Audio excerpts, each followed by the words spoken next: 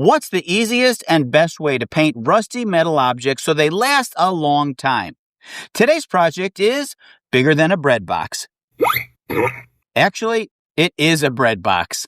This is an antique, mid-century modern, rusty metal bread box. Now, the way that I see it, I have 4 options. First of all, I can do nothing because it looks kind of cool as it is.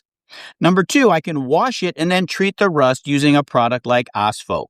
Number 3, I can wash it, treat the rust, and then apply a clear coat using Polytrol. Or option 4, which I plan to do, is to wash it, treat the rust, and then spray paint it. Now, the method I'm going to show you is what I have been doing for years, and it hasn't failed me yet. Trash to treasure every night. I start by taking everything apart and giving it a good inspection. This thing is dirty and has a lot of surface rust, which I'll get to in a few minutes. First, I'm going to clean inside and out by using some Dawn dishwashing detergent.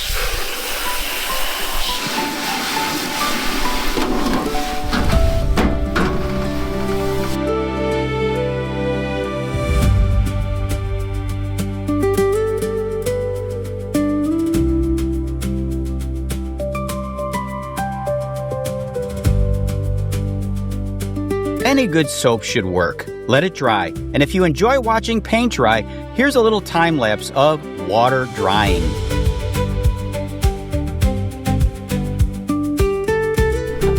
Now I'll scrape off a few of the paint splatters, followed by a light sanding with some very fine 400 grit sandpaper. I don't want it to be too much coarser than that because it might leave surface scratches that will be visible after I paint. I'll sand down the whole thing. This will help to remove some of the surface rust as well as give the paint something to bond to. Don't try to sand off all the rust, just the crusty and bumpy bits. If there are some large, rusty raised spots, you can scrape those down a bit by using a knife or a scraper. Now I'm going to clean this off using some paint thinner, which I like to store in these handy ketchup bottles. It makes it a lot easier. I could also use acetone, but acetone evaporates a little bit too quickly, especially in this hot weather.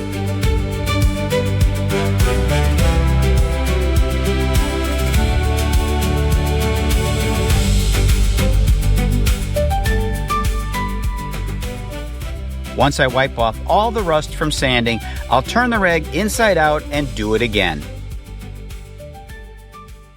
At this point, if you still see a little bit of rust on your project, don't worry about it. That's where the magic of Ospho happens. This stuff prepares rusty surfaces for painting, and it does a fantastic job. So what I'm going to do is brush this on inside and out, let it sit for 24 hours. So what it's going to do is actually convert the rust into iron, and it'll look black instead of that rusty color. Then I'll clean it down one more time, and then I'll paint it. I also am doing this inside. I didn't want to brush this on in the direct sunlight. I thought it might evaporate too quickly. You want to let it work on the rust.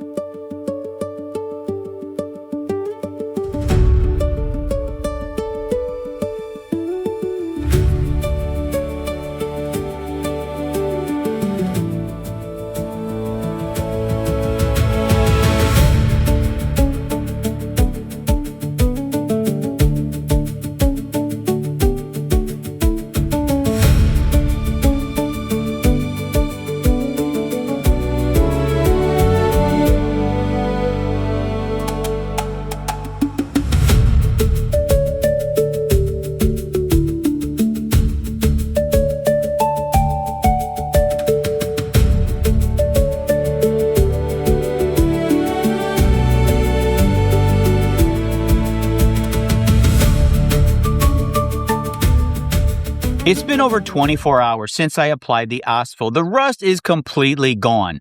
There's one more step I need to do before I can paint, and that's to give this a final cleaning.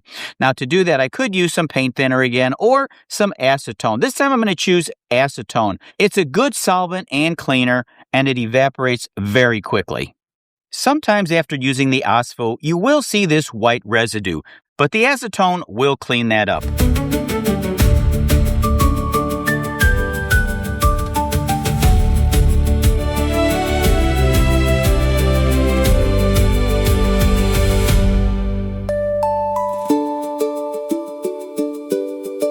Since I'm only painting the outside, I taped off the opening with some blue painter's tape. Just a quick note on spray paints. If you have a choice, use Krylon, don't use Rust-Oleum. I would say half the time I use Rust-Oleum paints, before I get to the end of the can, the nozzle clogs. So if you have a choice, go with the Krylon. You'll want to spray on multiple light coats rather than heavy coats, especially if the surfaces are not laying flat. Keep in mind that the average spray paint can is only about 1/3 paint and 2/3 solvent and thinners.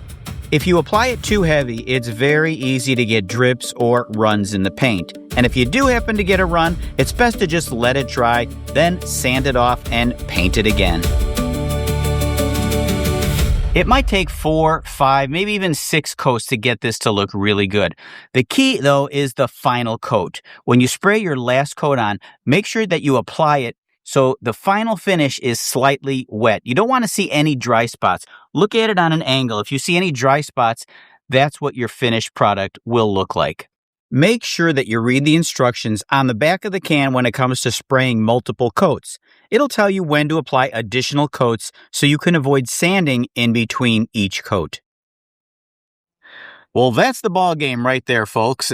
This turned out great, and I'm really happy with the color choice. It's an antique white with a glossy finish. Now, some people would have just left it with the original patina, but I love it like this. It's clean, restored, and you can still use it as a bread box.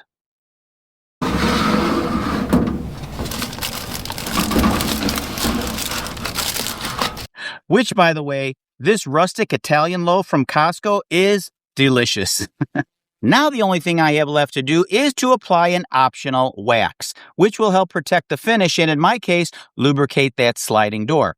And I just happen to have my own alley-picked wax concoction. Now this stuff is great. It works on wood, metal, rubber. It has hundreds of uses, and it happens to be available for purchase at BigBearNaturals.com. I'll leave a link in the video description. By the way, this handmade wax comes in this laser engraved tin with my logo.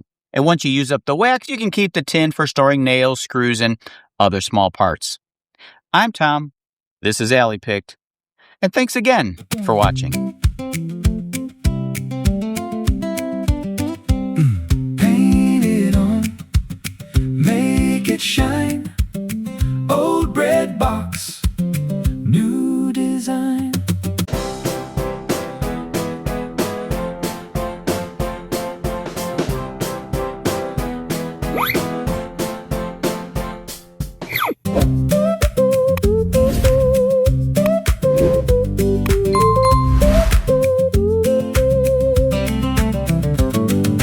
Rust